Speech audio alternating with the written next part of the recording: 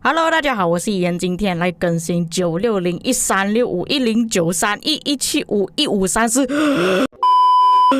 怎么讲多个先锋王国在里面呢？那之前他们的 drama 全部都讲过了嘛，这一次呢是讲他们的第二阶段刨冰阶段。由于他们这一次有很多先锋王国在一起的关系，有很多人都拉不下面子，死的要冲第一名，还有看哪一个阵营的分数是最高的，所以基本上呢 A 王国已经成为炮灰了。就算他们在第一阶段多么努力多么活跃的好，只要其他的先锋王国刨冰，分数就会相差很远了。所以我们来看一下他们这一次分数到底爆了多少。在讲这一次之前呢，我们先讲一下上一次960跟1307那一场。960整整是爆了70亿的分数，比307多了1倍。那么这一次呢，我们来看一下365在第一阶段的时候分数是超越960很多的。毕竟他们的玩家比较多，也比较活跃。可是他们把体力全部花在这个活动的话，之后进入失落之地还有没有体力可以用呢？在第一阶段结束的时候是完全看不到960的名字在排行榜上面了。结果到了第二阶段一开始，阿玛阿 Z 就开始冲上去了，960的分数也在这一刻瞬间反超。这里我们做个推测啦，如果阿玛阿 Z 在前面第一阶段的时候完全没有拿到分数的话，他从这里的分数来做推测，总共他爆了739万的 T5， 换算下来是7000多万的战力。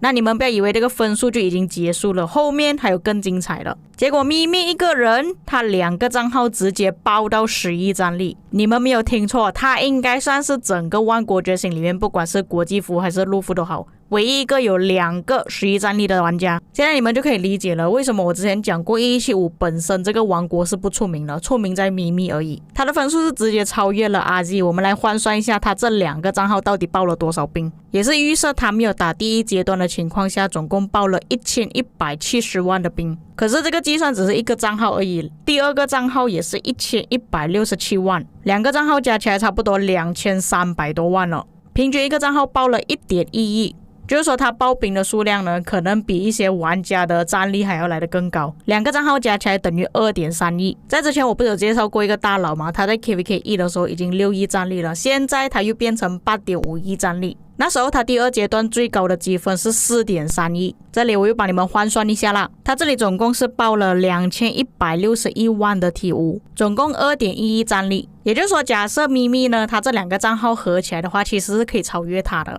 咪咪在2个账号爆了10亿之后，他也不会忘记在 Instagram 那边打卡。果然玩了这个游戏之后才知道，贫富限制了我们的想象，你永远不知道大佬的口袋到底有多深。不过我们回来看一下总分数，1175拿到第2名嘛，拿到 7.7 亿。但是你们再看一下咪咪的分数，可以说1175的总分数呢都是由咪咪撑起来的。不过我们还要再看啦，现在第2阶段才刚开始而已。也由于第一天呢1365他们是完全没有动静啊，所以很多玩家嘲笑他们，以为他们不想要刨冰，或者没有加速资源可以刨冰。不过刚好这一次第2阶段第一天呢就是在 MGE，可能他们不想要影响那 MG 排名，又或者是想要让960爽一下，后面他们才冲刺。结果我们看 JST 那边呢，他们的王国出现了15% 加成的符文，这个符文出现的时间真的是太刚好了。结果他们就在第2天把分数给报上来了，你们可以看总分数，960是 46.2 亿，但是1365是 42.9 亿，有玩家已经超越了阿玛 Z。 这个时候的咪咪还是在榜首，要进入到他们排行榜前10名的积分都必须要超过1亿才可以。